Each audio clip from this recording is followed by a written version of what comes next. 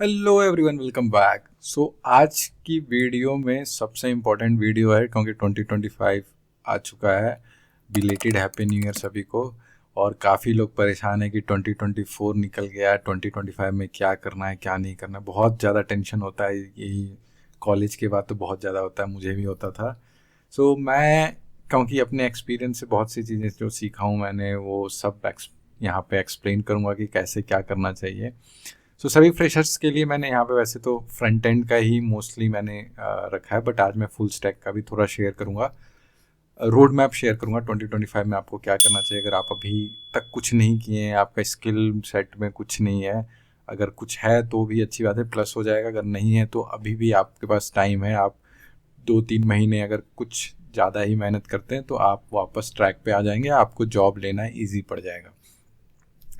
Last 6 month जो थे ना, जून से दिसंबर 2024 का, उसमें जॉब्स की ओपनिंग्स बहुत कम थी। बट इस वीडियो में क्योंकि अब जनवरी आ रहा है तो जनवरी में बहुत सारी ओपनिंग्स होती है, नए रिजोल्यूशंस होते हैं कंपनीज के भी और पर्सनल भी। तो इस वीडियो में पूरा कवर करूंगा 2025 का road map. So please video को एंड तक देखना। अगर अभी तक आपने चैनल को सब्सक्राइब नहीं किया, please subscribe our channel and please do hit like button if you like this video. 2025 में आपको, जैसा भी तो जनवरी हो गया है, आज 2 तारीख है और एक दिन निकल, 2 दिन तो निकल ही गया, बट कोई बात नहीं, हम रोड मैप पे आते हैं। तो मैं फ्रंट एंड का पहले शेयर करता हूँ, फिर मैं एज अ फुल स्टैक जाऊँगा, फिर अगर आप स्पेसिफिक बैक एंड जा रहे हैं तो बैक एंड पे भी कुछ चीज़ें शेयर करूँगा। पहले मैं बात कर रहा हूँ फ्रेशर्स के लिए कि फ्रेशर्स जो हैं वो कैसे स्टार्ट करें अगर वो फ्रंट एंड में जाने की प्लानिंग कर रहे हैं। तो फ्रेशर्स के लिए सबसे पहले जो चीज़ें हैं मैं वो मेंशन कर देता हूँ।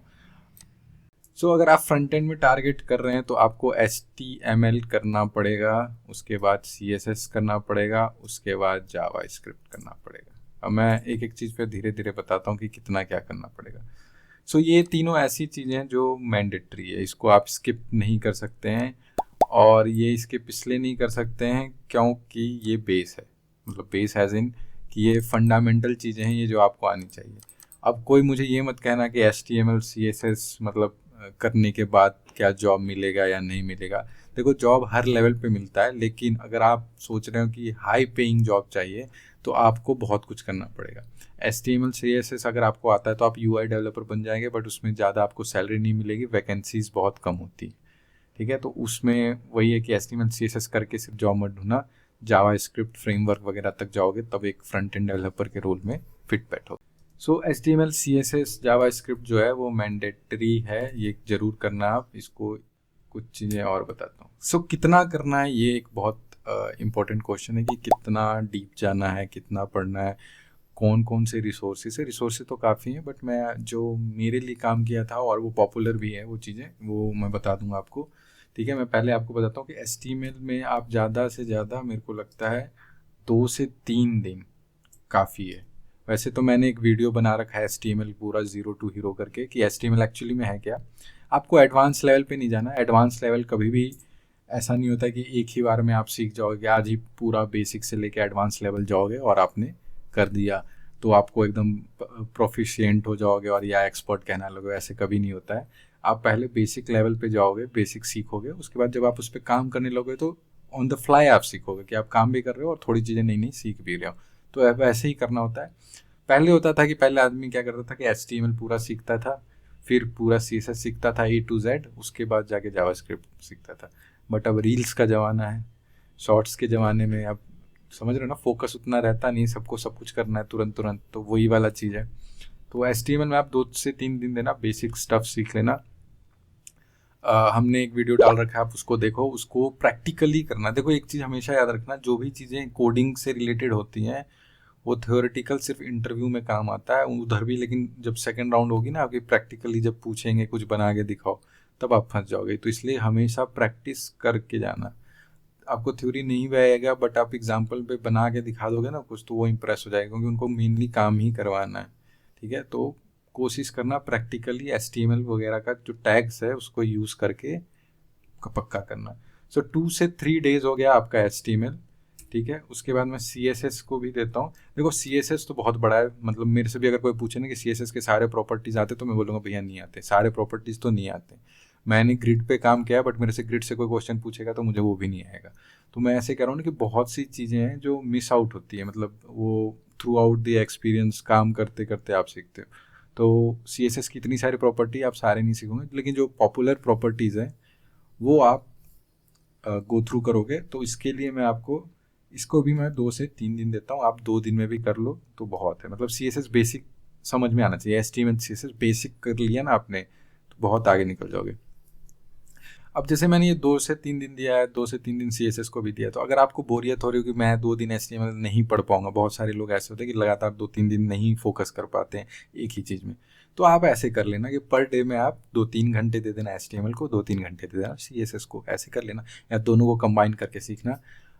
उसके बाद आता है, ये दोनों पहले हो जाने चाहिए, उसके बाद ही मैं आगे बढ़ूंगा, क्योंकि इसके बाद ऐसा नहीं कि मैं साथ में बोल दूंगा कि आप जावास्क्रिप्ट कर लो। मैं कहूँगा कि आप पहले HTML CSS जब दोनों अच्छे से समझ जाओगे ना, बेसिक ही, तो जाके फिर आप मूव ऑन करना जावास्क्रिप्ट में। तो लेट्स सपोज ये दोनों आपको लग जाएंगे 1 वीक अगर ढंग से करोगे तो HTML CSS साथ में करने का फ़ायदा ये होगा कि आप एटलीस्ट UI बना पाओगे। ठीक है, जावास्क्रिप्ट वाला पार्ट आप इग्नोर मार देना। ठीक है, फर्स्ट वीक में आप बस HTML CSS समझ जाओ। अगर आप इतना कर लो ना तो ये जो दिख रहा है ना आपको स्क्रीन पे, इतना UI front end with Chandel, ये इतना भी अगर आप HTML CSS में बनाना सीख गए ना तो आप मतलब बहुत लोगों से आगे निकल जाओगे। ठीक है, तो आपको बेसिक सा UI बनाना आना चाहिए HTML CSS पर लेआउट वगैरह करके, तो वो आप 1 वीक में कर लोगे। देखो एक चीज़ याद रखना, ईमानदारी अपने से रखना, मेरे लिए मत करना, अपने लिए करना। ठीक है, पर डे थोड़ा सा करना, बहुत पर डे अगर आप 1 घंटे भी कोड करोगे ना बहुत आगे निकल जाओगे। ठीक है, तो 1 वीक का प्लान मैंने दे दिया HTML CSS के लिए। उसके बाद से नेक्स्ट वीक मैं सजेस्ट करूँगा कि वैसे तो 3-4 डेज ही चाहिए, बट मैं आपको 4 and 5 डेज देता हूँ जावास्क्रिप्ट का बेसिक समझने के लिए। इसमें जावास्क्रिप्ट का बेसिक्स आएगा, एडवांस आपको मैं कोई भी चीज़ करने को नहीं बता रहा हूँ अभी सिर्फ आपने बेसिक्स करने हैं। बेसिक्स की थोड़े बहुत चीज़ें समझ में आने लग जाए आपको कि कैसे काम कर रहा है क्या नहीं कर रहा है वो चीज़ें। तो 4 to 5 डेज आप जावास्क्रिप्ट को दे दोगे तो मतलब मैं मोटा मोटा समझ रहा हूँ 2 वीक में आप सिंपल सा एक वेब पेज बना लोगे, एक पेज जिसमें बेसिक चीज़ें आप डाल सकते हो। ठीक है, मैं मतलब अगर आप रेगुलरली दे रहे हो टाइम तो आप कर लोगे इसको बड़े आराम से। अभी जैसे मैंने डेज लिखा है तो इसका ये मतलब नहीं कि 24 घंटे आपको करना है। मैं पर डे आपसे उम्मीद रखता हूँ कि मिनिमम 2 से 3 आवर्स आप निकाल के दोगे इन सभी चीज़ों को। ठीक है, जैसे HTML को पर एक दिन में 3 घंटे पढ़ ले बहुत है, उसको प्रैक्टिकली कर लिए 1 घंटे, 3 से 4 घंटे या 3 घंटे में ही कर लो, मतलब वो आपकी लर्निंग एबिलिटी पे डिपेंड करता है। और एक चीज़ हमेशा याद रखना, अगर पहली बार में समझ में नहीं आता है तो मेरा एक रूल था, मैं हमेशा ये रूल फॉलो करता हूँ कि मैं 3 बार उस चीज़ को समझने की कोशिश करता हूँ। एक बार नहीं समझ में आया तो फिर एक और बार मैं देखता हूँ, फिर भी नहीं समझ में आया तो फिर 3 टाइम्स, मैं 3 टाइम तो मौका देता हूँ उस चीज़ को। और मुझे लगता है कि 3 टाइम में आपको कुछ ना कुछ तो समझ में आ ही जाएगा। 3 टाइम में भी नहीं समझ में आता तो कुछ वीडियोस देख लेना, वीडियोस से थोड़ा बहुत तो समझ में आएगा। प्रैक्टिकली करना, गलती ही करना बट करना ज़रूर। ठीक है, तो ये 2 वीक का प्लान आपका बन गया। बेसिक वेब पेज में आप सिंपल सा एक वेब पेज बनाना जिसमें आप अपना इमेज डाल देना, अपने बारे में लिख देना और नीचे 1-2 बटन डाल देना, मतलब बेसिक सा एकदम सिंपल सा वेब पेज जैसा आप बनाओगे बना देना। आप उसका स्क्रीनशॉट लेके हमारे डिस्कॉर्ड चैनल पे शेयर करना ताकि मैं आपको अच्छा लगेगा वो भी चीज़ करने में, और हमारे कम्युनिटीज़ में जो भी और भी डेव जो लोग हैं वो भी देखेंगे तो वो भी इंस्पायर होंगे, मोटिवेटेड होंगे और एक दूसरे को देख के वो भी डालना शुरू करेंगे। तो ये चीज़ें बेसिक्स हैं जो कि मैं फ्रेशर से उम्मीद करता हूँ कि ये कर लेना चाहिए उनको। ठीक है, अब इसमें से मैं फ्रेशर्स का ही अभी बता रहा हूँ। सो जावास्क्रिप्ट को बहुत सारे टर्मिनोलॉजी यूज़ होते हैं, वेनिला जावास्क्रिप्ट, ठीक है, प्लेन जावास्क्रिप्ट, बहुत सारे। 2 प्रोजेक्ट्स बनाओगे UI के, वो 2 प्रोजेक्ट्स क्या होंगे मैं आपको नहीं सजेस्ट करूँगा, आप कुछ भी बनाओ रैंडम सा, कुछ भी आपको कहीं से चेप चाप के बनाना है बना दो, बट आप उसमें HTML और CSS सिंपली यूज़ करोगे तो वो आपके लिए हो जाएगा। ये मैं 1 दिन का टाइम दे रहा हूँ उसके लिए। सिंपल सा कुछ भी अपने बारे में लिख दो, बायोडाटा बना लो अपना। ठीक है, आपने क्या क्या किया है, आपका कॉलेज का डिग्री क्या है, ये सब मेंशन कर देना, कितने नंबर आए, कितने प्रोजेक्ट से लिस्ट डाउन कर देना। उसमें बहुत सारे टैग्स यूज़ कर लेना, CSS की प्रॉपर्टी जितना हो सके समझ में आए यूज़ कर लेना। बस इतना ही करना है आपको, 2 बना के स्क्रीनशॉट शेयर कर देना। ठीक है, HTML कोड लिख के और डिस्कॉर्ड चैनल पे शेयर कर देना। जब ये आपका कंप्लीट हो जाए तो मैं तो सजेस्ट करूँगा कि थर्ड वीक से आपको 3 फ्रेमवर्क है जो पॉपुलर है, एंगुलर, ठीक है, ये अभी मैं फ्रंट एंड का ही कर रहा हूँ डिस्कस और कुछ नहीं जा रहा। ये 3 फ्रेमवर्क और लाइब्रेरी कह सकते हैं, क्योंकि रिएक्ट जेएस एक लाइब्रेरी है, वो काफ़ी फेमस हो गया है, ठीक है।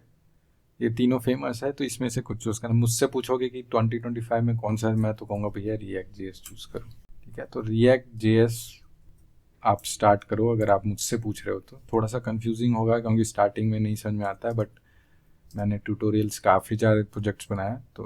तो रिएक्ट जेएस का बेसिक पहले समझो कि होता क्या है, ठीक है। इसके लिए मैं आपको 1 डे दे देता हूँ, 1 डे में आप बेसिक समझ जाओगे कि रिएक्ट जेएस काम करता है। फिर नेक्स्ट डे से आपको रिएक्ट जेएस का समझना नहीं है, रिएक्ट जेएस पे प्रोजेक्ट बनाने, ठीक है। प्रोजेक्ट्स 5 मैंने बना रखे हैं, ये 5 प्रोजेक्ट आपने बना लिए तो आपको काफ़ी कुछ समझ में आ जाएगा। प्रोजेक्ट 5 प्रोजेक्ट्स, और यही प्रोजेक्ट आपको रिज्यूमे में मेंशंस करना है। अब ये जो 5 प्रोजेक्ट है ये कितना टाइम लेगा ये आप पे मैं छोड़ देता हूँ। मैं वैसे अगर आप पूछोगे कि डेडिकेटली अगर आप कम, ठीक है, तो रिएक्ट प्रोजेक्ट 5 प्रोजेक्ट आपने बनाने। तो ये जब 5 प्रोजेक्ट बन जाएंगे आपके कि ये हो गया है, ये भी हो गया है, और ये विदिन मतलब आप मंथ में भी ख़त्म कर सकते हो, 1 जनवरी में भी, और 2 महीने भी लग सकते हैं, आपकी स्पीड पे और टाइमिंग पे। अगर आप पूरा टाइम दोगे तो बहुत जल्दी ख़त्म हो जाएगा।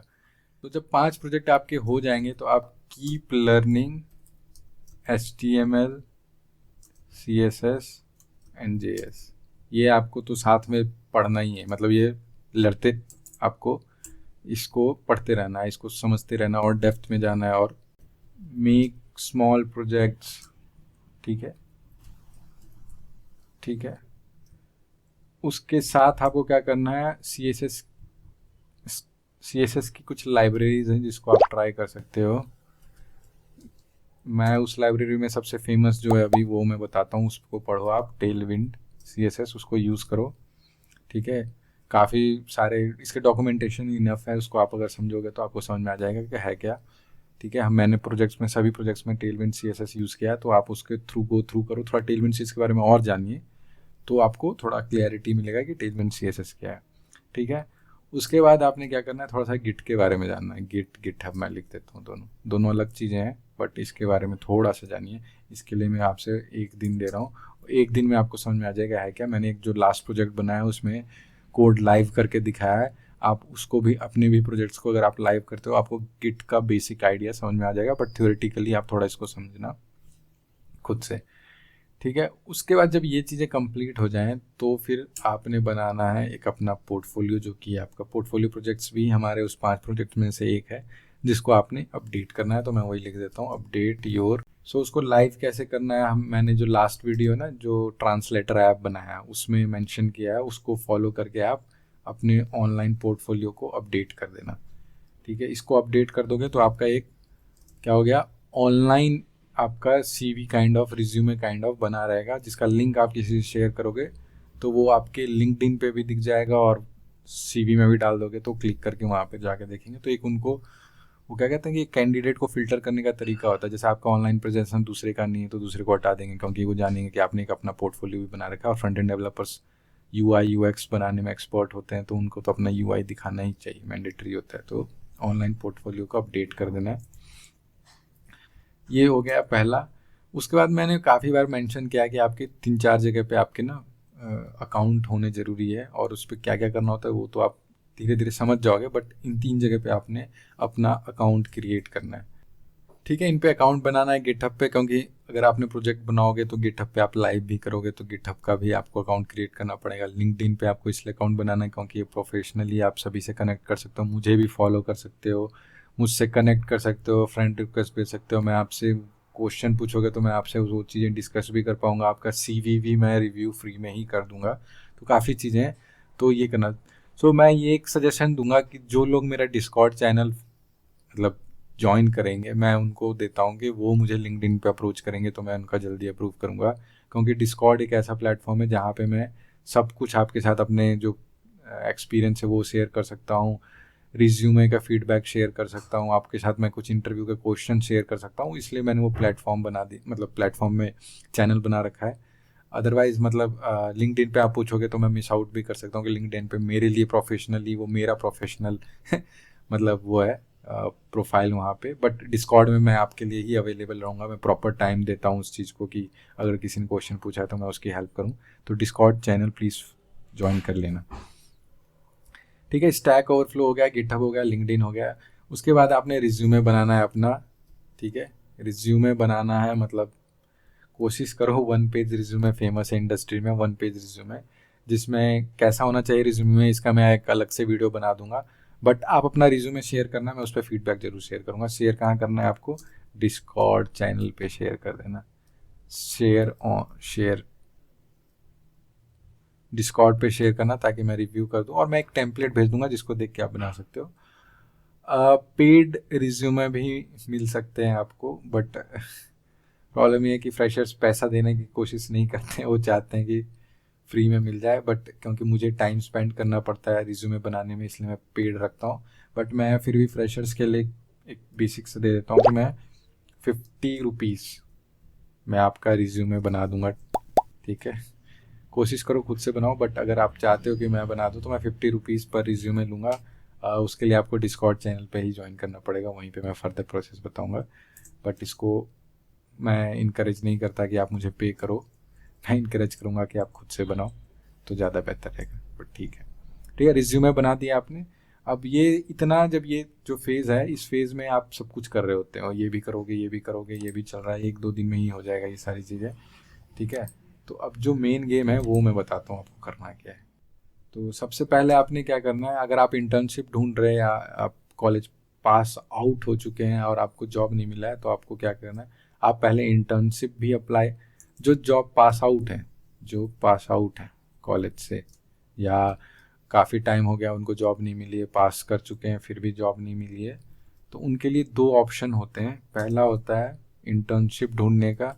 सो इंटर्नशिप कई बार होता है कि आपको उतना नॉलेज नहीं होता है, तो इंटर्नशिप में फ्री इंटर्नशिप ऑफर होती है। तो जब भी फ्री इंटर्नशिप ऑफर हो तो कंपनी देख लो, अच्छी सी कंपनी होनी चाहिए, ठीक है। कोई भी ऐसा वैसा कंपनी मत ज्वाइन कर लेना, और पे करके कभी भी कोई भी इंटर्नशिप नहीं करना, ठीक है।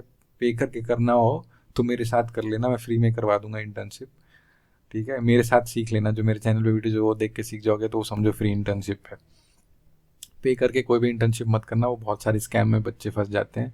मुझे बिल्कुल पसंद नहीं है कि पे कर, मैंने भी कभी पे नहीं किया। अगर होगा ना होगा तो सीख के कर लेंगे जॉब, और क्या।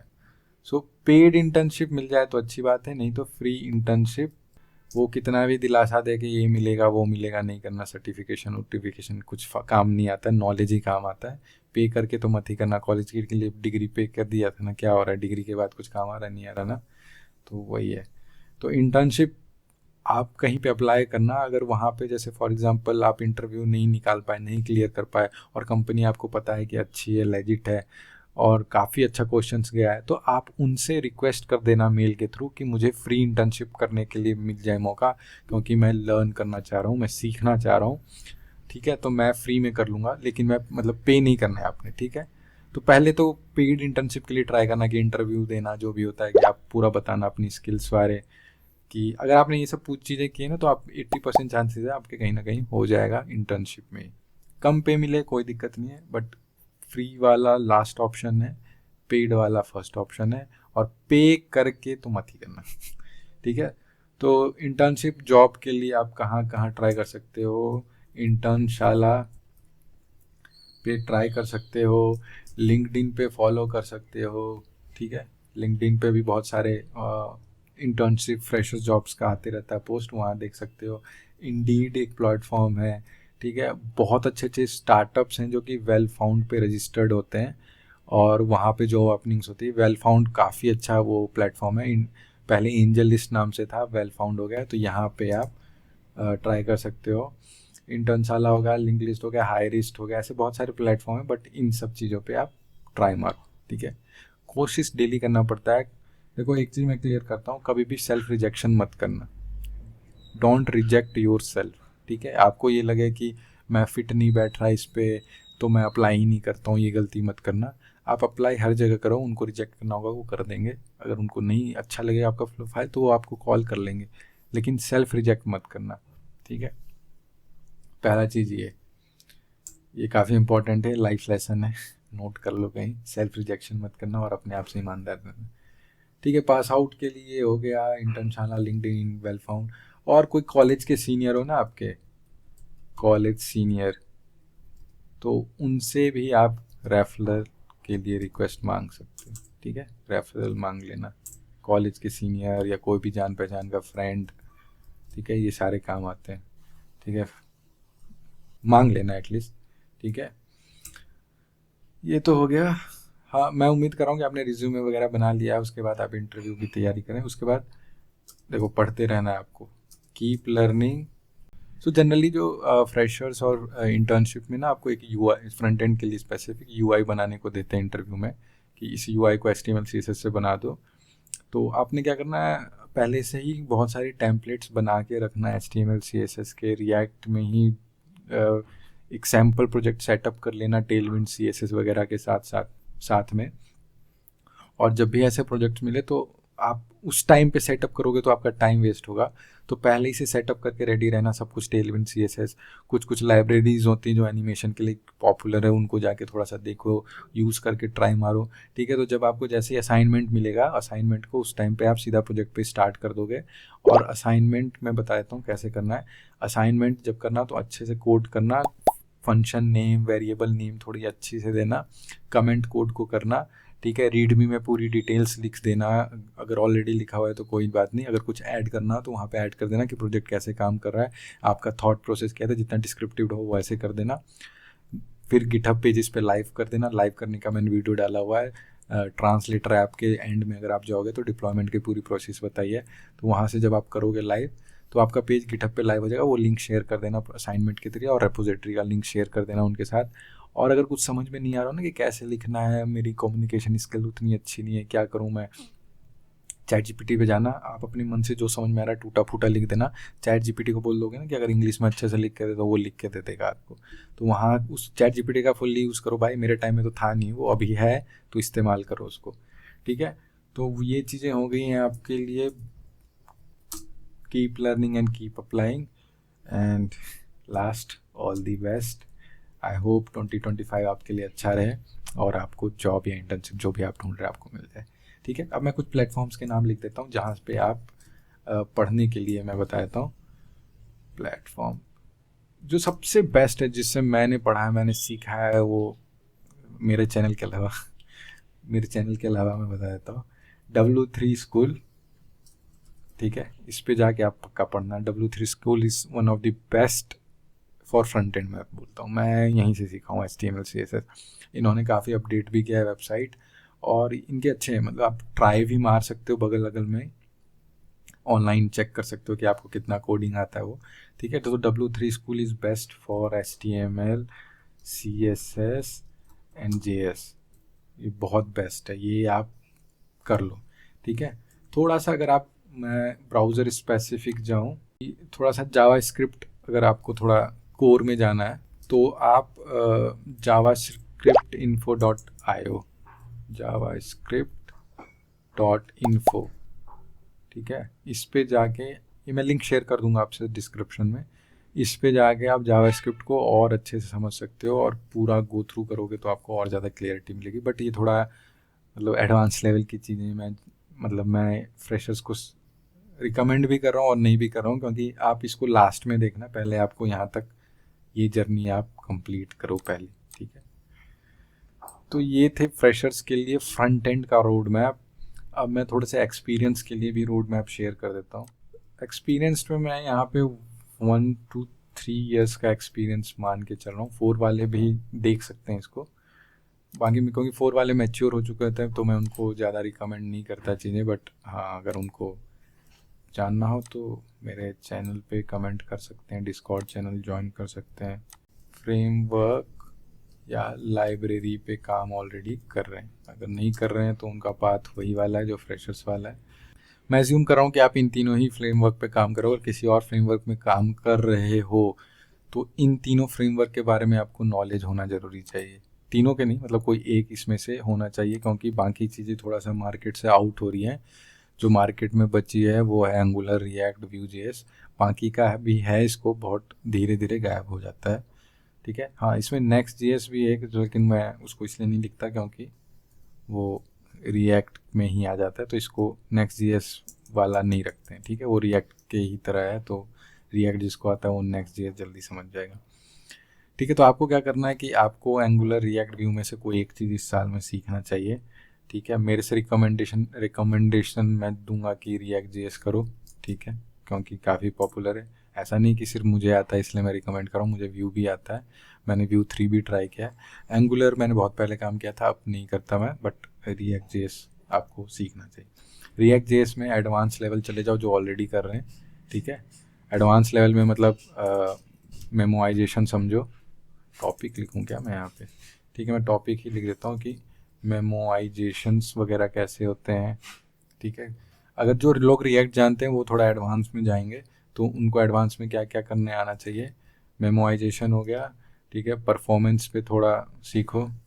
परफॉर्मेंस में वही वेब वाइटल्स क्या होता है, कितना ऑप्टिमाइज कर सकते हो कोड वगैरह सब, ठीक है। वेब पैक वगैरह के बारे में इन डेप्थ जानो, ठीक है, ठीक है। वेब पैक और प्रोजेक्ट स्क्रैच से सेटअप करना समझना, ये सब भी जानो। मैं इसलिए लिख देता हूँ कि बहुत लोगों ने प्रोजेक्ट स्क्रैच से सेटअप नहीं किया होता है, तो स्क्रैच से प्रोजेक्ट सेट करना और जानना बहुत इंपॉर्टेंट है आपके लिए, ठीक है। रिडक्स करते हो तो रिडक्स टूल, मैं यहाँ रिडक्स लिख देता हूँ। रिडक्स टूल किट ट्राई करो, और रिडक्स टूल किट में थोड़ा सा खुद से समझो कि है क्या ये चीज़ें, तो वही है कंपलसरी है, 1 से 3 साल में ये चीज़ें मैंडेटरी हो जाती हैं, ठीक है। ये स्टेट मैनेजमेंट काइंड ऑफ मैं यहाँ लिख देता हूँ, कॉन्टेक्स्ट एपीआई और रिडक्स स्टेट मैनेजमेंट। उसके बाद हाँ, फ्रंट एंड में डॉकर कैसे कन्फिग करते हैं, तो डॉकर को समझो थोड़ा सा, ठीक है। और यूनिट टेस्टिंग में यार कॉन्ट्राडिक्टरी है ये थोड़ा, यूनिट टेस्टिंग अगर लिख सकते हो तो लिखो, नहीं है तो खुद से डालो। अब अगर सीख लोगे तो बेटर है आपके लिए यूनिट टेस्टिंग करना, ठीक है, ठीक है। तो ये रिएक्ट के हो गए। अब मैं जावा स्क्रिप्ट में आपके साथ शेयर करता हूँ क्या है, मैं कुछ मिस किया तो नहीं रिएक्ट में, अभी के लिए ठीक है। हाँ, रिएक्ट में जैसे अभी इस साल जो है ना न्यू अपडेट्स आए हैं, न्यू अपडेट्स, तो उसको पढ़ लेना। रिएक्ट 19 आ चुका है, उसको पढ़ लेना, उसको ट्राई मार लेना अपने कोई पर्सनल प्रोजेक्ट में, ठीक है। जावा स्क्रिप्ट में भैया एडवांस लेवल चले जाओ। मेरे काफ़ी सारे जावा स्क्रिप्ट के रिलेटेड ना इंटरव्यू क्वेश्चंस है, आप उसको गो थ्रू करो। अगर आपको समझ में आ गए तो समझो भैया आप एडवांस लेवल का जानते हो, नहीं समझ में आया तो एडवांस जावा स्क्रिप्ट को पढ़ो कहीं से, मैंने वैसे बताता हूँ रिसोर्स कौन सा है, ठीक है। एडवांस जावा स्क्रिप्ट में के लिए मैं बता देता हूँ, जावा स्क्रिप्ट .info में जाके जब पढ़ोगे ना ब्राउज़र स्पेसिफिक वैन पूरा जावा स्क्रिप्ट को लेके, तो काफ़ी चीज़ें क्लियर हो जाएंगी। इसमें मैं वीक वगैरह नहीं मेंशन कर रहा हूँ क्योंकि ये आप अपने हिसाब से ही कर लेना। तो एडवांस जावा स्क्रिप्ट में कर देना, मैं टॉपिक्स लिख देता हूँ कि क्या क्या जनरली इंटरव्यू में, क्योंकि आप तो स्विच करने के लिए इतना पढ़ोगे ना, और क्या सीखने के लिए करोगे या स्विच करने के लिए, ठीक है। तो जावा स्क्रिप्ट में अब कॉमन चीज़ें हो चुकी हैं कि क्लोजर से क्वेश्चन आएगा, क्लोजर नहीं पता तो इन डेप्थ घुस जाओ, ठीक है। करिंग फंक्शन समझ लो, फंक्शन के सारे टाइप कौन से फंक्शन है वो समझ लो, ठीक है। रिकर्जन कैसे काम करता है, इसके क्वेश्चन इंटरव्यू पे आते हैं, ठीक है, ठीक है। रिकर्जन हो गया, क्लोजर हो गया। होस्टिंग कैसे काम करता है, होस्टिंग में बहुत चीज़ें हैं भाई। लेट वेयर कॉन्स्ट का स्कोपिंग भी, अच्छा मैं वो लिख देता हूँ, लेट वेयर कॉन्स्ट का फंक्शन, ठीक है, क्लास, इन सब का होस्टिंग कैसे होता है, ठीक है, ये भी, ठीक है। होस्टिंग के बाद मोस्ट इम्पॉर्टेंट इवेंट लूप कैसे काम करता है भैया, एकदम इन डेप्थ। इसका अगर आप नहीं पता है तो भाई मेरे वीडियोस 2 डाले हैं मैंने, एक में तो मैंने कंपोनेंट एक्सप्लेन किया और एक वीडियो में मैंने एनिमेशन के थ्रू समझाया कि इवेंट लूप कैसे काम करता है, पर टिक पे क्या प्रोसेस होता है वो, तो इवेंट लूप मस्ट है। ये तो one of the most asked questions में से है। एक चीज़ है स्कोपिंग कर लेना, स्कोपिंग समझना, वेयर लेट का क्या है डिफरेंस, ये तो काफ़ी होता है।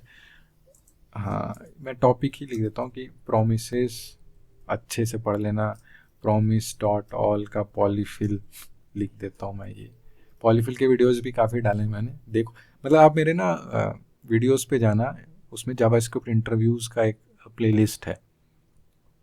जब आप उस प्लेलिस्ट को गो थ्रू करोगे ना, तो आपको जो टॉपिक लग रहा है कि आपको नहीं पता, बस उसको पढ़ना शुरू कर देना, क्योंकि वो ही घुमा फिरा के क्वेश्चन आते हैं, उतने ही हाई लेवल के क्वेश्चन आपसे पूछे जाएंगे, ठीक है। एडवांस लेवल पे उसका बेसिक स्टेप्स अगर आपको आते हैं तो थोड़ा एडवांस सीख जाना, ठीक है। तो ये सब चीज़ें प्रॉमिस हो गया। ये जनरेटर फंक्शंस ये पढ़ लेना, क्योंकि ये कई बार पूछ लेता है बहुत, कई बार लोगों को पता भी नहीं होता है।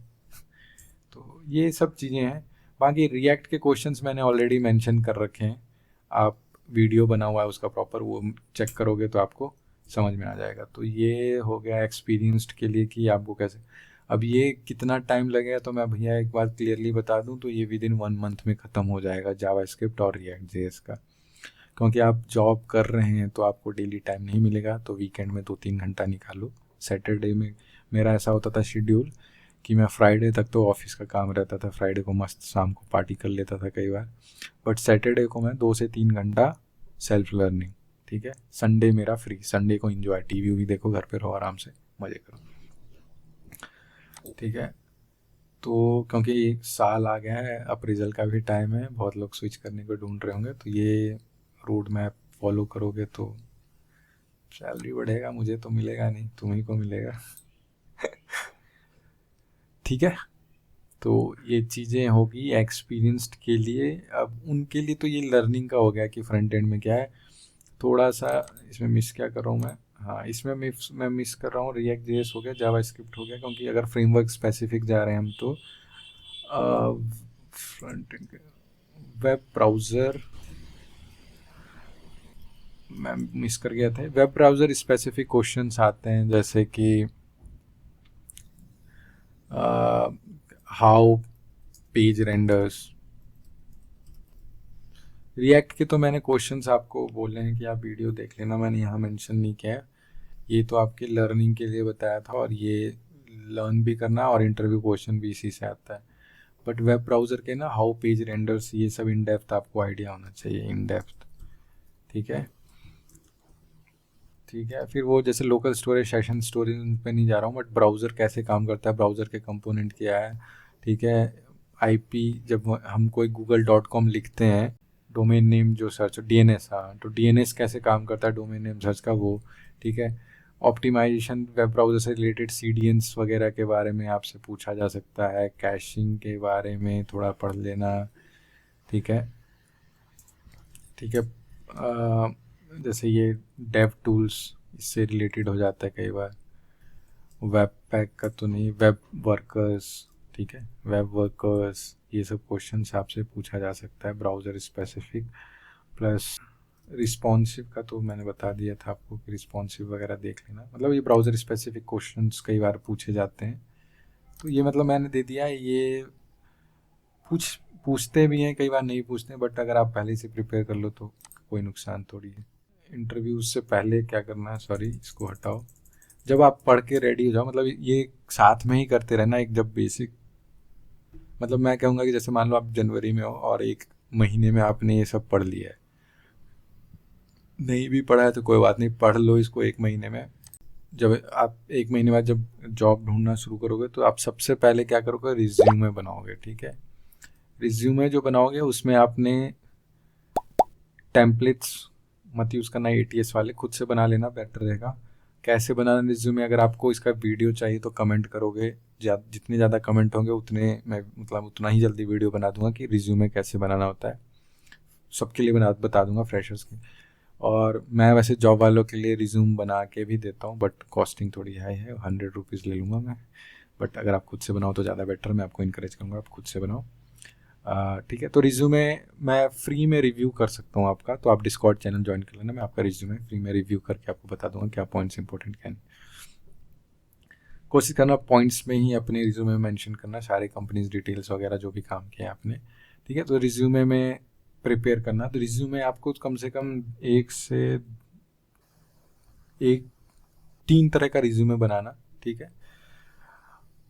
एक ही जैसा होना चाहिए, 3 मतलब लगभग सेम ही होगा, बट जैसे फॉर एग्जांपल आप रिएक्ट सीख रहे हैं या रिएक्ट पे काम किया है आपने, फिर आपने व्यू पे भी काम किया है, आप एक रिज्यूमे में तो पूरा ऐसे ऑनेस्टली बता देना कि आपने टोटल ओवरऑल क्या किया है 0 से लेके एंड तक, ठीक है। बट जैसे होता है ना कि स्पेसिफिक व्यू ढूंढ रहे हैं, तो आप दूसरे रिज्यूमे में सिर्फ व्यू के स्पेसिफिक बना लेना और तीसरे रिज्यूमे में सिर्फ रिएक्ट के स्पेसिफिक बना लेना।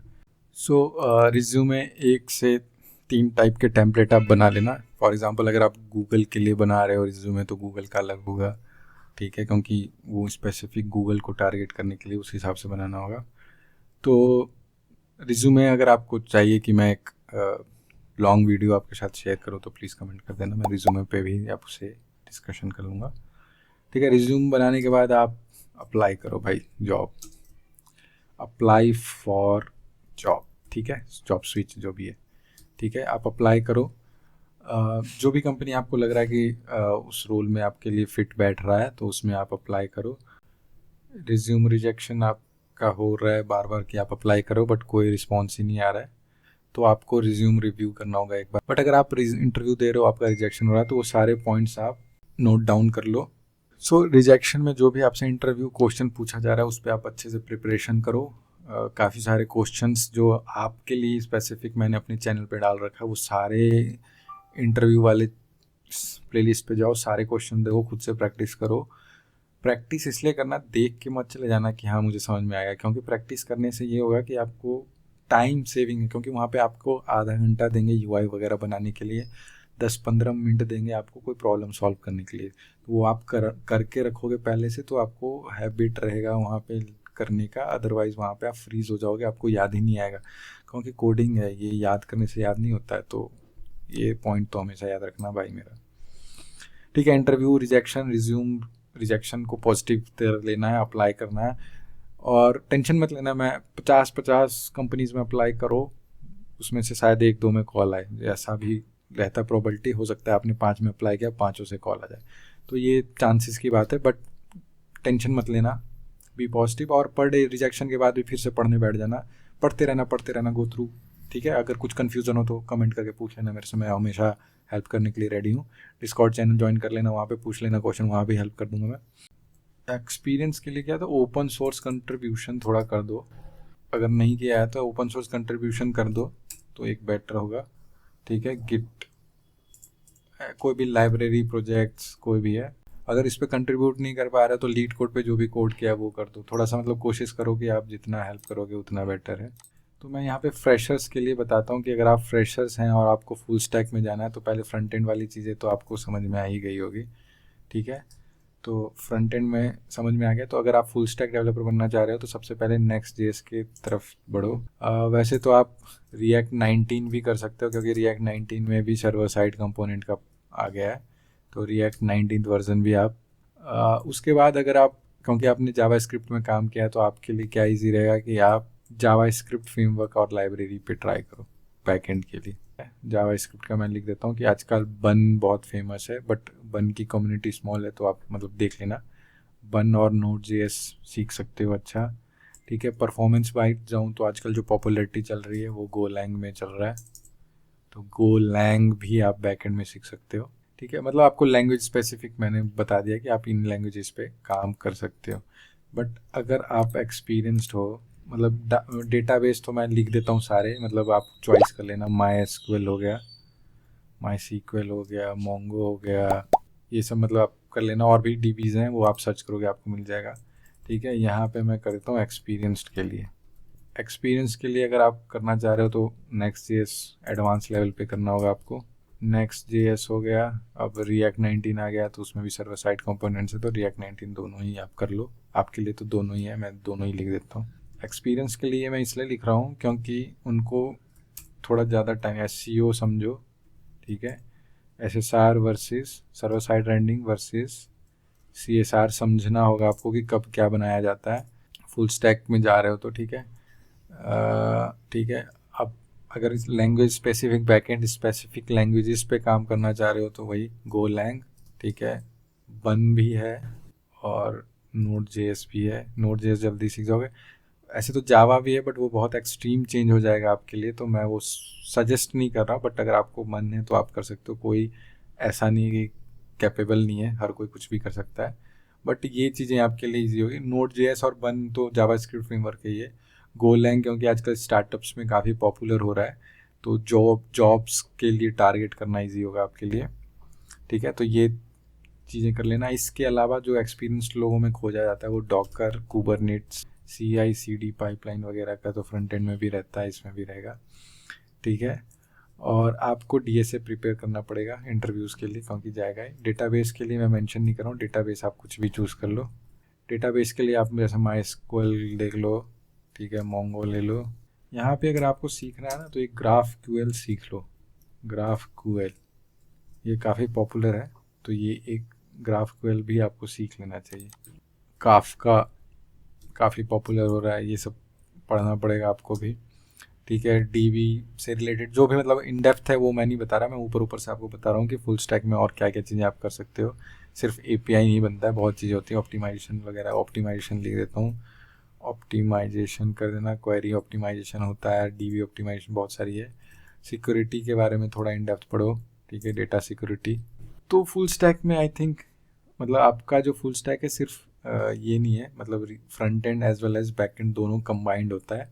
तो जो यहाँ पे है और जो यहाँ पे मेंशन किया है कंबाइन करके करोगे तो फुल स्टैक डेवलपर की काफ़ी वो है। अप्लाई कैसे करना है, सेम प्रोसीजर है जो इसमें है, ठीक है। फ्रंट एंड का मैं बता देता हूँ, ठीक है। फ्रंट एंड में आप जैसे मैंने GraphQL लिखा था तो GraphQL, ठीक है, थोड़ा सा LLM वगैरह Gen AI जो AI से रिलेटेड आ रहा है उस पर थोड़ा बहुत देख लो। ये मतलब मैं वैसी चीज़ें बता रहा हूँ कि अगर आप साइट से थोड़ा सा कुछ अलग हटके करना चाह रहे तो Gen AI ये सब कर लो। फ्रंट एंड में और भी चीज़ें आई हैं, जो भी फ्रंट एंड की जो डिज़ाइन लाइब्रेरीज हैं, स्टाइल सिस्टम मैं कहता हूँ, स्टाइल सिस्टम्स जो हैं जैसे टेलविंड है, एंड डिज़ाइन है, बहुत चीज़ें वो कर सकते हो आप। Front end system design something missing जो आपको करना चाहिए, फ्रंट एंड सिस्टम डिज़ाइन, इसके बारे में आपको थोड़ा सा पढ़ना चाहिए, ठीक है। आर्किटेक्चर, इसके बारे में भी आपको थोड़ा सा पढ़ना चाहिए, ठीक है।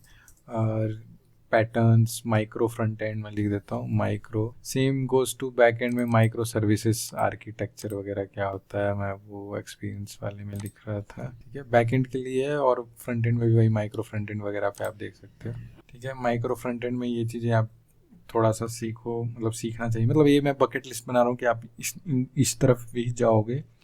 अगर आपके पास ये सब चीज़ आता है तो इन चीज़ों पे जाओ। ओपन सोर्स कंट्रीब्यूशन करो, ओपन सोर्स कोई लाइब्रेरी बनाओ, कुछ भी है, ओपन सोर्स कंट्रीब्यूशन करना चाहिए आपको। थोड़ा इन डेप्थ ऑप्टिमाइजेशन पे घुस जाओ, ठीक है। ऑप्टिमाइजेशन वेब वाइटल्स में लिख देता हूँ साथ में, वेब वाइटल्स वगैरह देखो। CDN / कैशिंग ये सब मैं लिख देता हूँ। इन सब चीज़ों पे थोड़ा सा फोकस फ्रंट एंड में आप और बढ़ा सकते हो अपना सीखने के लिए, ठीक है। और ये मतलब सिर्फ पढ़ने के लिए नहीं है, ये प्रैक्टिकली आप अगर करोगे तो आपको ज़्यादा अच्छा लगेगा, ठीक है। तो ये था फ्रंट एंड का 2025 रोड मैप, और काफ़ी टाइम से मैं ये वीडियो पब्लिश करने की कोशिश कर रहा था, तो फाइनली ये हो गया है। आई होप कि आपको ये वीडियो पसंद आया। अगर आपको स्टिल कुछ कन्फ्यूज़न है या कुछ समझ में नहीं आ रहा है कि क्या करना चाहिए कैसे, तो कमेंट करना भूलना ही नहीं है आपको। सो इसी के साथ इस वीडियो का एंड करता हूँ। If you like this video please subscribe our channel, hit the like button and share with your friends. If you have any query, please comment on our channel. And also I request you to join our Discord channel. Belated Happy New Year.